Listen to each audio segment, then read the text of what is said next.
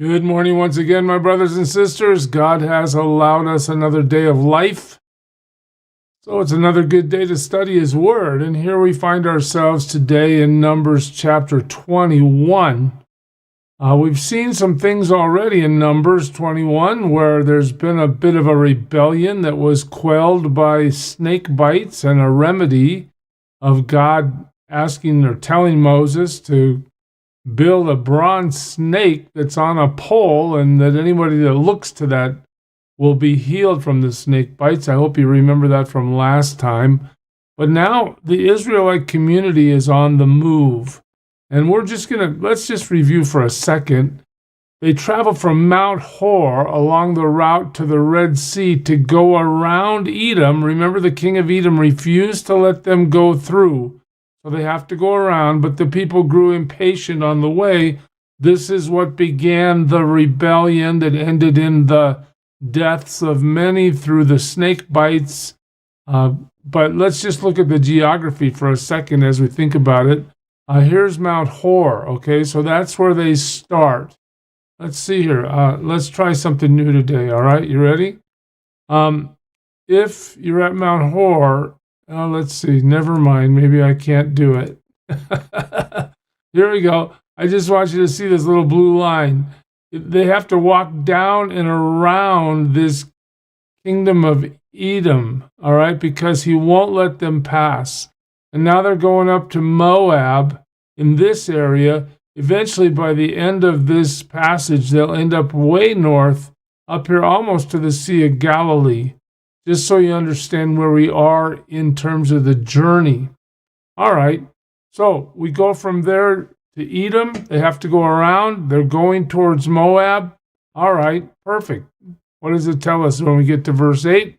You remember, just to recall again one more time, that God tells Moses to make a snake, put it on a pole. If you're bitten by the snake through your own choice to disobey and grumble against God, if you look to that snake, you're going to live. Moses does that, and when anyone was bitten by a snake, he looked at the bronze snake and he lived.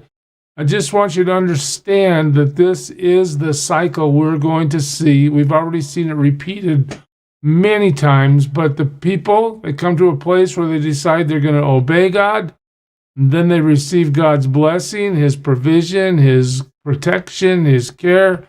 But what happens? Then they decide that they don't like it. They want to sin against God. They're going to worship false idols eventually, as we have already seen with the golden calf. God brings punishment through judgment once the suffering reaches a certain level, as we just saw in the snake bite episode. They repent. God, please help us. God forgives, and they begin to obey again. God keeps this going for one simple reason. He promised Abraham. In other words, no matter how off track the Israelite community gets, because God has promised Abraham that his descendants would be more numerous than the stars in the sky, and his descendants would inherit the promised land, this promise is a guarantee by God. And so their entry into the promised land, the people's entry, isn't really about how well they're doing. Despite all their fallenness and all their mistakes and all the times they have to go around this cycle of horribleness, right? They still hardly ever learn the lesson. But nonetheless, God is going to make sure that this people group, as flawed as they may be, enters the promised land, not because of them, but because of Him. He promised. He never lies. So as we move into the passage today, the Israelites moved on and camped at Oboth. And then they set out from Oboth and camped in Ir Abarim, in the desert that faces Moab toward the sunrise. Now they're on the east side, all right? From there, they moved on and camped in the Zered Valley. Then they set out from there and camped alongside the Arnon, which is in the desert extending into Amorite territory. Okay, the Arnon is the border of Moab, between Moab and the Amorites, Who are the Amorites? Well, we probably know them best as occupying the land of Canaan. But the Amorites are a huge people group. In fact, they are credited with starting the city of Babylon. So they extend well to the east of modern-day Israel. But these are the people that the Israelites are going to conquer through the power of God to be allowed to move into the promised land that God has promised to Abraham, Isaac, Jacob, and the whole community. All right, so the group is moving north on the east side of the Dead Sea. We're given a little footnote here in verse 14. That is why the Book of the Wars. What's that? The Book of the Wars. This is apparently a writing of antiquity that's been lost to us. But nonetheless, the author of this book, Moses, references it because he knows the people of his day would understand what this is. The Book of the Wars of the Lord says, Waheb and Suphah and the ravines, the Arnon and the slopes of the ravines that lead to the site of Ar and lie along the border of Moab. In other words, the Bible is specific and it is very historical. It wants to make sure we get exactly where it is, even though here we are some 3,000 to 4,000 years later. We have lost the exact locations of many of these places, but nonetheless, the Bible is quick to make sure we understand we're reading a historical document that is talking about real places. All right. From there, they continued on to Beer, the well where the Lord said to Moses, gather the people together and I will give them water. And then Israel sang this song, spring up, O well, sing about it, about the well that the princes dug and the nobles of the people sank, the nobles with scepters and staffs. In other words, there's a historical recollection here of what God has done in this region. Then they went from the desert to Mattanah, all right? From Mattanah to Nahaliel, from Nahaliel to Bamath, and from Bamath to the valley of Moab, where the top of Pisgah overlooks the wasteland. Notice how specific this all is. Again, if we could physically go to this Middle East area and walk these places, we would see more clearly the exact markers that are being referenced here, but obviously I have to work. I can't go, or I could go take pictures for you.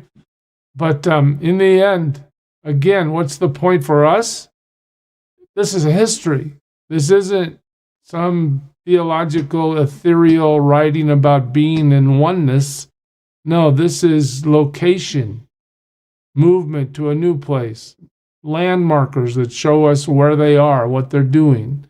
Israel sent messengers to say to Sihon, king of the Amorites, let us pass through your country. We will not turn aside into any field or vineyard or drink water from any well. We will travel along the king's highway until we have passed through your territory. This is the same thing that was suggested to the king of Edom, and the Israelites get a similar response. But Sihon would not let Israel pass through his territory. He mustered his entire army and marched out into the desert against Israel. When he reached Jahaz, he fought with Israel. What are we seeing here? Sihon, this guy doesn't even try to say, no, thanks, you can't come through. There's no negotiation. There's no discussion. We're just going to get the army and come after you and attack you. Why would he do that? I mean, this shows us that the reputation of the Israelites is preceding them. All right, Sihon has obviously heard about the God that Israel serves. He's heard about the deliverance from Egypt and the elimination of the Egyptian army. I mean, I do believe that the Israelites at this stage, through their reputation by what God has done, they are a feared people. Sihon, he doesn't even want to talk. Let me just go kill you. That's his solution. Israel, however, put him to the sword. Wow, that didn't work out, did it, Sihon? But just understand, Israel is gaining momentum, gaining power, and never forget that God himself is leading the attack on these pagan nations. Why would God do that? Because of their idolatry, because they refuse to serve the living God. You say, how would they know about him? Well, Romans 1 tells us all creation testifies to the living God. Romans 2 tells us every one of us is born with the law of God in our hearts. They have ample evidence to understand that pagan worship is not appropriate, and yet they refuse to know God. Okay, God says, I'm going to use my people as an arm of judgment as well as keep my promise. Israel, however, put him to the sword and took over his land from the Arnon to the Jabbok, but only as far as the Ammonites, because their border was fortified. So there is a problem for Israel to keep going, but Israel captured all the cities of the Amorites and occupied them, including Heshbon and all its surrounding settlements. Heshbon was the city of Sihon, king of the Amorites, who had fought against the former king of Moab and taken from him all his land as far as Arnon. All right, we're going to look at a map in a second. That is why the poets say, come to Heshbon and let it be rebuilt. Let Sihon's city be restored. Fire went out from Heshbon, a blaze from the city of Sihon. It consumed Ar of Moab, the citizens of Arnon's heights. Again, what should we get out of all this? History. Woe to you, O Moab. You are destroyed, O people of Chemosh. Who's Chemosh? A false god. Moab is a pagan nation serving a false god. We know from the book of Corinthians that all false gods have their origination in demonic activity. To worship an idol is to worship a demon. He has given up his sons as fugitives and his daughters as captives to Sihon, king of the Amorites. This is discussing how Sihon did conquer them in the past, but we have overthrown them. Heshbon is destroyed all the way to Dibon. We have demolished them as far as Nophah, which extends to Medeba. Wow. These are places to think about. I want you to see this map for a second, okay? I'm not sure I did this correctly. I hope I can fix it. I might have a problem right here. But here's the map. This is where they were in Jezreel, right? Or Jazer, it's called. They're going up north. They're almost, if you see this, they're almost as far north as the Sea of Galilee. Do you see that? It's a very interesting path they have to go to enter the promised land.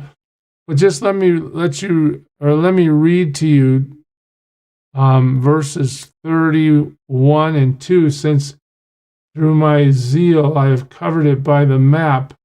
I'll read it to you. So Israel settled in the land of the Amorites.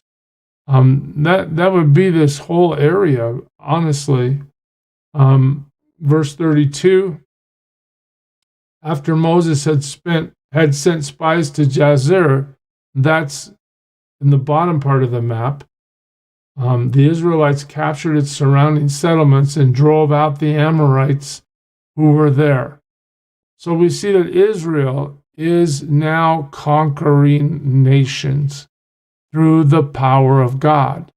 And we're watching the journey. They're not where they're going to end up, but they're wiping out the kings on the way. Verse 33, then they turned and went up along the road toward Bashan. You remember that was at the top of that last map we saw. And Og, king of Bashan, and his whole army marched out to meet them in battle at Edrei. The Lord said to Moses, look at this, do not be afraid of him, for I have handed him over to you with his whole army and his land. Do to him what you did to Sihon, king of the Amorites, who reigned in Heshbon. So as they move north, they get to this King Og, and God says, look, you don't have to have any fear. Don't worry about how big it looks, how hard it might be. I am handing him over to you. So the Lord himself is providing the power to defeat the enemies that they have to defeat to enter the land that God has promised. So they struck him down, together with his sons and his whole army, leaving them no survivors, and they took possession of his land. So what's God doing in all this? as the Israelite community moves into the promised land. I mean, some people say, well, gee, that God of the Old Testament, he's just vicious. He's killing all these innocent people. Well, guess what? These people have defied God repeatedly for centuries, having been given the information necessary to know that God is and that they owe him their obedience. And God is saying, look, I am going to show myself powerful by taking out the Egyptians and taking out every community of people that's against me.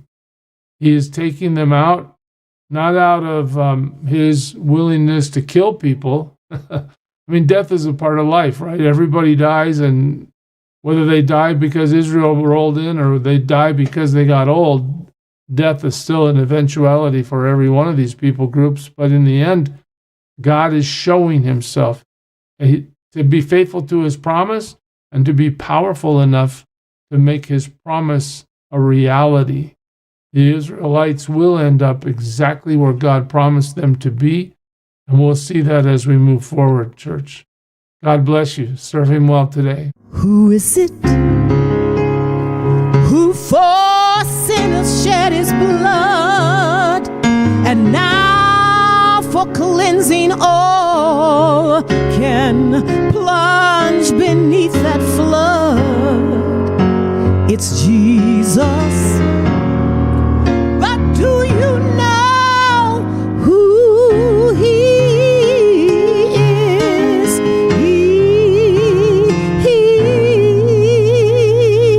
He's the image of the invisible God, and he's the brightness of his glory, the first, the last, the future, the past.